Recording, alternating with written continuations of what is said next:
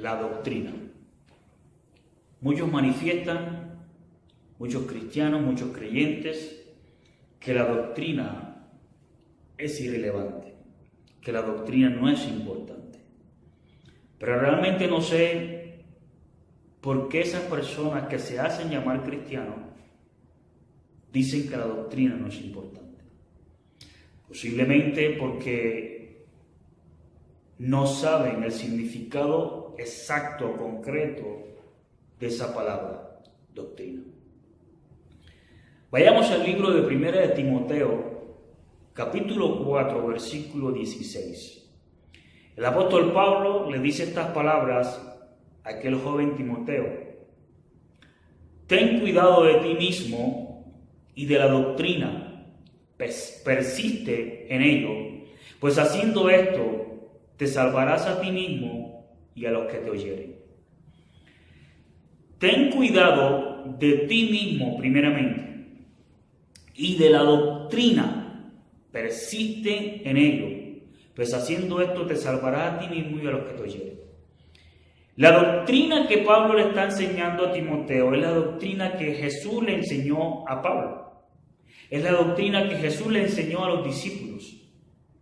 ¿Sí? Desafortunadamente, hoy en día, por no inquirir en la palabra, por no indagar profundamente, están enseñando otra doctrina. Están enseñando otro evangelio. Están enseñando otras cosas que parecen evangelio, pero no es evangelio. Es algo que ha sido diluido con el evangelio. Y muchos, por no escudriñar la palabra, han creído que están escuchando el evangelio. Pero el apóstol Pablo le dice a Timoteo: ten cuidado de ti mismo y de la doctrina, persiste en ello. Si tú no persistes en ello, si tú no persistes en la doctrina de Cristo, no serás realmente un cristiano. Si tú no persistes en la doctrina de Cristo, los que te escuchan no van a conocer a Cristo. ¿Tú sabes cuántas personas no hay en congregaciones que creen que son cristianos, pero no son cristianos? ¿Por qué? Porque no han escuchado la doctrina de Cristo. Han escuchado la doctrina de hombres, han escuchado tradiciones de hombres, como por ejemplo ciertas enseñanzas que hay en muchas congregaciones, donde el pastor, el ministro, el líder te enseña: declara y decreta y lo obtendrás. Declara y decreta y vas a recibir lo uno y lo otro. Declara y decreta y serás sano. La palabra no me enseña eso. El Señor Jesucristo en aquel modelo de oración dijo: hágase su voluntad. Cuando yo estoy declarando y decretando, estoy diciendo: esto se va a hacer, esto será, porque yo lo estoy declarando y decretando y mencionan en el nombre de Jesús. No, eso no fue lo que el Señor Jesucristo me enseñó. El Señor Jesucristo dijo: pedid y se os dará, buscad y hallaréis, llamad y se os abrirá, porque todo aquel que pide recibe, el que busca halla y el que llama se le abrirá. Oremos. Nos enseñó que oremos, que clamemos, mas no que declaremos y decretemos. Eso es antibíblico. Si tú indagas, si tú inquieres a través de la palabra, en ningún lugar vas a encontrar que el Señor Jesucristo comenzó a declarar y a decretar por la sanidad de algún enfermo o por la provisión de algún necesitado. De hecho, el apóstol Pablo me enseña la palabra que tenía un aguijón en su carne. Era una enfermedad que el apóstol Pablo tenía, y dice la palabra que él le oró en 3 ocasiones al Señor. Y el Señor le dijo: Pablo, bástate mi gracia. En ese momento el Señor no nos sanó. La Biblia no me enseña si después lo sanó, pero en ese momento el Señor no lo sanó. Y el apóstol Pablo no comenzó a declarar y a decretar que era sano. ¿Por qué? Porque eso no le enseñó el Señor Jesús. Porque eso no fue la doctrina que el Señor Jesús le enseñó a sus discípulos. Él le enseñó la oración. Y muchos, en muchas congregaciones, están enseñando esta falacia. Declara y decreta. Yo declaro y decreto que Venezuela será libre. Yo anhelo que Venezuela sea libre de ese dictador, de Maduro. Pero yo le oro al Señor que se haga la voluntad del Señor. Le ruego al Señor que el Señor libre a nuestros hermanos venezolanos de esa dictadura. Pero la voluntad es de Él. Que no se haga mi voluntad, que se haga la voluntad del Padre. De hecho, Santiago me enseña en el capítulo 4 del versículo 13, claramente Santiago enseña estas cosas. Santiago capítulo 4 versículo 13 dice: vamos ahora, los que decís hoy y mañana iremos a tal ciudad y estaremos allá un año y traficaremos y ganaremos. Los que dicen declaro y decreto que hoy seré sano, declaro y decreto que hoy Venezuela será libre, declaro y decreto que recibiré tal cosa. Versículo 14: cuando no sabéis lo que será mañana. Porque ¿qué es vuestra vida? Ciertamente es neblina que se aparece por un poco de tiempo y luego se desvanece. Esa es nuestra vida. Hoy estás escuchando este video de parte mía, de este servidor, y mañana puedes escuchar: oye, se murió Wilson. Oye, a Wilson le dio un paro y se murió. La vida es así. Hoy puedes estar hablando con un amigo en la noche y mañana en la mañana te enteras que le dio un paro y que no se levantó de la cama. Porque esa es la vida. Y sigue Santiago en el versículo 15: en lugar de lo cual deberías decir: mañana traficaremos y ganaremos. En lo cual deberías decir: si el Señor quiere, viviremos y haremos esto o aquello. Mi amigo, la palabra es más clara que el agua. Este hombre, Santiago, bajo la inspiración del Espíritu Santo, dijo esto. ¿Será que tu declaración tiene más valor o más peso que esto que dijo este hombre bajo la inspiración del Espíritu Santo? Realmente yo no creo. Yo no creo. Por ende, mi amado hermano, no tragues entero. Tienes que actuar, o tenemos que actuar como los de Berea, que dice la palabra que iban a las Escrituras para verificar si lo que ellos escuchaban de parte de Pablo, de parte de Pedro, de parte de cualquier predicador, era conforme a las Escrituras, era conforme al Antiguo Testamento. Pero a veces tenemos la actitud de niños, que todo lo que nos dan lo recibimos y nos lo comemos y no sabemos si nos puede hacer bien, si nos puede hacer mal. Pero tú, que Dios te ha llamado para un ministerio, para predicador, indaga la palabra, estudia la palabra, no enseñes cualquier barbaridad, no enseñes cualquier cosa.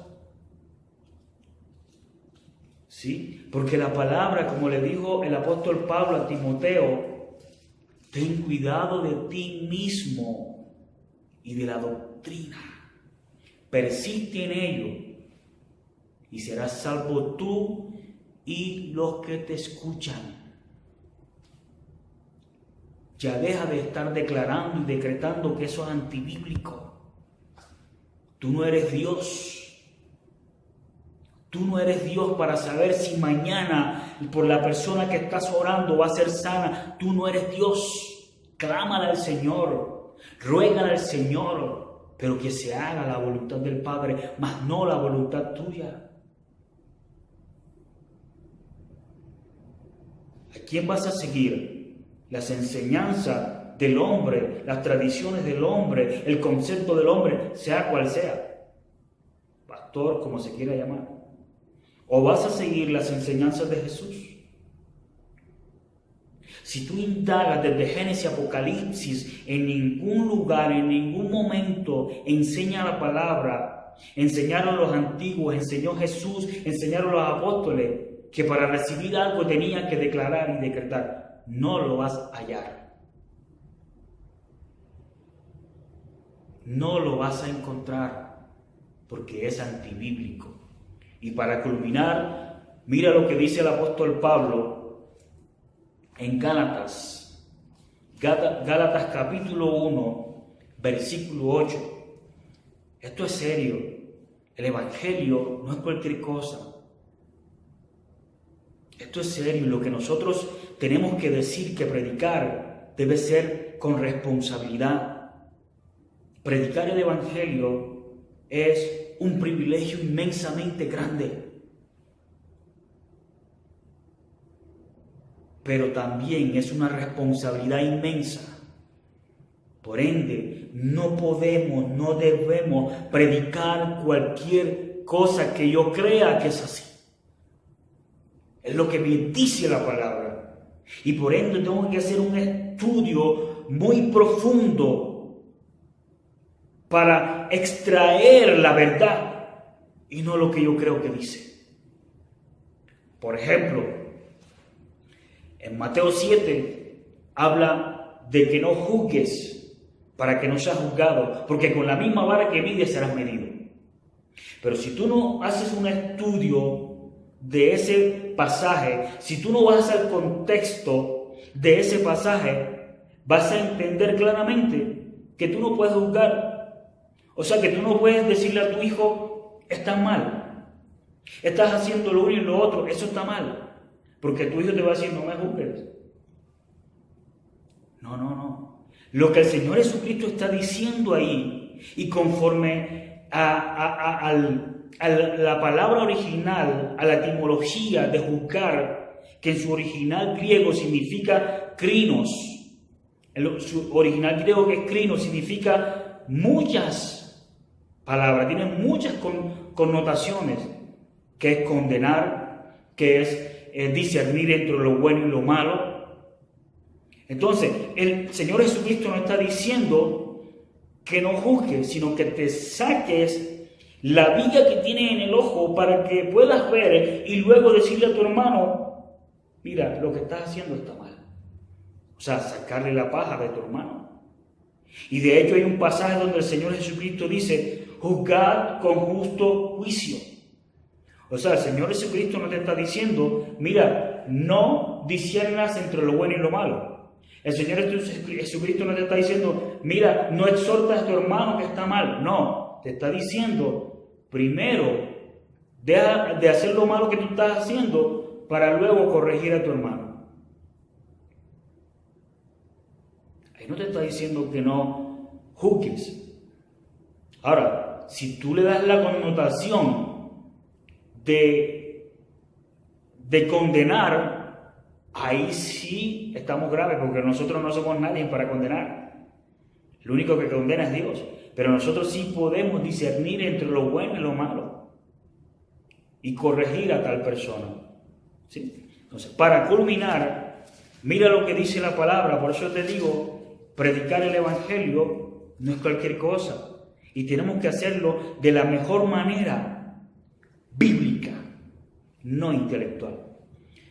Gálatas capítulo 1, versículo 8 dice, mas si aún nosotros, ojo con esta palabra, o un ángel del cielo os anunciare otro evangelio diferente del que os hemos anunciado, sea anatema, sea maldito. Cuidado, te estás maldiciendo. Cuidado, estás trayendo maldición para tu vida. Y te lo vuelvo a leer. Mas si aún nosotros o un ángel del cielo os anunciare otro evangelio diferente del que os hemos anunciado, sea maldito. Gálatas 1:8. Mi amado, la palabra de Dios es una bendición para el alma. Pero si no la exponemos tal y cual está escrita, si no estudiamos, si no indagamos para poder extraer la verdad y llevarla a los oídos de las personas, no vamos a hacer o no vamos a poder hacer lo que Dios quiere hacer en aquellas personas. Y sobre todo, no vamos a traer bendiciones para nuestras vidas, sino maldición, como enseña Gálatas 1:8. Que aquel que predica otro evangelio del que enseñaron los apóstoles y Jesucristo sea maldito. Dios te bendiga.